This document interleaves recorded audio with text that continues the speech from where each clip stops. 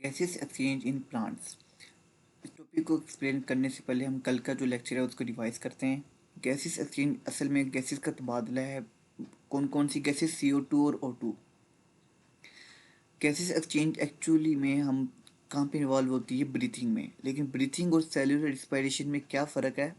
कि जो cellular respiration है ना, ये माइटोकॉन्ड्रिया में होती है, जिसमें क्रेब्स साइकिल और इलेक्ट्रॉन ट्रांसपोर्ट चेन होती है। इसमें होता क्या कि फूड ब्रेकडाउन होती है जो ATP प्रोड्यूस होती है। ये एक सिंपल मैकेनिकल और बायोकेमिकल प्रोसेस होता है। जबकि ब्रीथिंग ब्रीथिंग की बात करें तो ये सिंपल, इसको हम वेंटिलेशन भी कहते हैं, क्योंकि इसमें इनहेलेशन और एक्सहेलेशन का भी प्रोसेस होता है। इसको हम ऑर्गेनिस्मिक रिस्पायरेशन भी कहते हैं। ऑर्गेनिस्मिक रिस्पायरेशन क्यों? क्योंकि इसमें ऑर्गन इन्वॉल्व होते हैं। अगर हम ह्यूमंस में देखें तो हमारे कौन से ऑर्गन इस्तेमाल होते हैं? एयर पैसेज वे और लंग्स। एयर पैसेज वे में हमारे यानी कि mouth, nose, pharynx, legs, trachea वगैरह इन्वॉल्व होते हैं। ठीक है। और इसमें किसी किस्म की ATP प्रोड्यूस नहीं होती, और ये एक मैकेनिकल और फिजिकल प्रोसेस होता है जो कि सिंपल डिफ्यूजन के थ्रू होता है, यानी कि movement of molecule from higher concentration to lower concentration. ठीक है। बेसिकली जो रिस्पायरेशन है वो हम डिवाइड कर रहे हैं सेलुलर रिस्पायरेशन में और ब्रीथिंग में। ब्रीथिंग भी यानी कि रिस्पायरेशन की ही एक टाइप है, जिसे हम ऑर्गेनिज्मिक रिस्पायरेशन कहते हैं। Gases exchange in plants have no organ. Plants में किसी किस्म का कोई स्पेशलाइज्ड ऑर्गन नहीं है, बल्कि इसमें एयर स्पीसीज होती हैं, जिसे हम स्टोमेटा, लेंटिसेल्स एंड क्यूटिकल्स कहते हैं। Organism need energy in the form of ATP for their activity. Actually हमारा ये जो रिस्पायरेशन है ये क्यों हो रही है? रिस्पायरेशन का जो एक्चुअल मकसद है वो हमारे सेल्स को ATP प्रोड्यूस करनी है। हमारे यानी कि जो स्मॉल इंटेस्टाइन में जो सेल्स हैं उन वो तो इन्वायरमेंट से कॉन्टेक्ट में है ही नहीं। किसी भी सेल्स को अगर सरवाइव करना है तो उसको ATP की ज़रूरत होती है। तो इन ATP को वो बनाने के लिए ऑक्सीजन की ज़रूरत होती है, जो कि हमारा यानी कि जो हायर ऑर्गेनिज्म है इसको एक कोई ना कोई मैकेनिज्म की ज़रूरत होती है।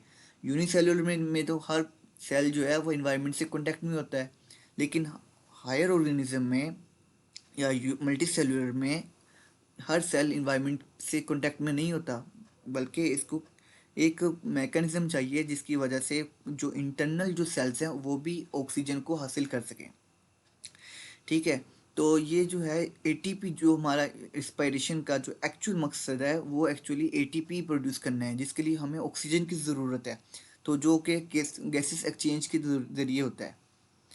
लीफ के स्ट्रक्चर को देखें तो लीफ का स्ट्रक्चर इस तरह का होता है कि सब इसमें ये जो क्यूटिकल्स होते हैं इनके थ्रू भी गैसेस एक्सचेंज होती है, और ये अपर एपिडर्मिस यानी कि जो अपर लेयर होती है, और बाद में ये मेसोफिल सेल्स आते हैं जो जिनके अंदर प्लास्टिड्स मौजूद होते हैं, क्लोरोप्लास्ट जिसमें होते हैं, जो कि फोटोसिंथेसिस के अमल में हेल्प आउट करते हैं।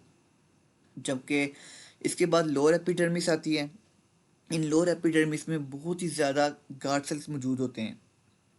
जैसे ही गार्ड लाइट सनलाइट आती है तो ये वाटर और पोटाशियम की मौजूदगी में ये गार्ड सेल जो है ये ओपन हो जाते हैं, जिस ओपनिंग को हम स्टोमेटा कहते हैं। ठीक है। डे टाइम में प्लांट्स क्या करते हैं? फोटोसिंथेसिस का अमल करते हैं, जिसमें से क्या होता है? ऑक्सीजन रिलीज होती है और CO2 एब्जॉर्ब होती है, क्योंकि इसमें स्टोमेटा जो है वो ओपन हो जाते हैं। ड्यूरिंग नाइट में क्या होता है कि जो स्टोमेटस हैं वो क्लोज हो जाते हैं और फोटोसिंथेसिस स्टॉप हो जाती है। इस दौरान जो है प्लांट जो है वो CO2 को रिलीज करते हैं और ऑक्सीजन को यूज़ करते हैं। लीफ में क्या है? डे टाइम में फोटोसिंथेसिस और रिस्पिरेशन दोनों साइड बाय साइड होती हैं। जो ऑक्सीजन प्रोड्यूस होती है फोटोसिंथेसिस में वो यूज़ हो जाती है रिस्पिरेशन में। इसी तरह कार्बन डाइऑक्साइड जो प्रोड्यूस होती है रिस्पिरेशन में वो यूज़ हो जाती है फोटोसिंथेसिस में।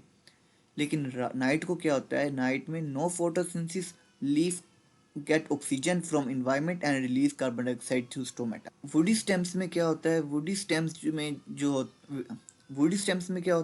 स्टेम और जो मेच्योर रूट्स होते हैं इनमें बार्क मौजूद होती है, जो क्या होते हैं? इम्परवियस टू गैसेस, जो गैसेस को लो नहीं करते। इनमें होते हैं लेंटिसेल्स। तो लेंटिसेल्स के थ्रू जो है वो गैसेस एक्सचेंज होती है। इस प्लांट के जो बार्क है, बार्क में ये लेंटिसेल्स मौजूद होते हैं।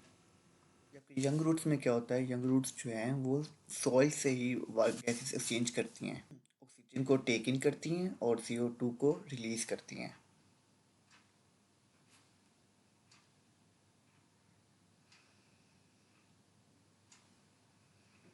एक्वाटिक प्लांट्स में क्या होता है, ये ऑक्सीजन को यूज़ करते हैं जो कि वाटर में अब्जॉर्ब हुई होती है। वाटर में एक्चुअली ऑक्सीजन जो है वो अब्जॉर्ब हुई होती है। टेरेस्ट्रियल मैमल्स वो ये काम नहीं कर सकते जो लैंड में रहते हैं। जो एक्वाटिक मैमल होते हैं इनके अंदर एक और फिनोमिना भी होता है जो वो यूज़ करते हैं कि जैसे ही डॉल्फिन वगैरह डीप सी में जाते हैं तो ये अपने जो ब्लड है वो ज़्यादा सप्लाई करते हैं ब्रेन और हार्ट को, तो जिसकी वजह से वो बाकी जो बॉडी है उसको थोड़ी देर के लिए कट डाउन कर देते हैं, जिसकी वजह से ऑक्सीजन की जो कंजप्शन है वो कम हो जाती है।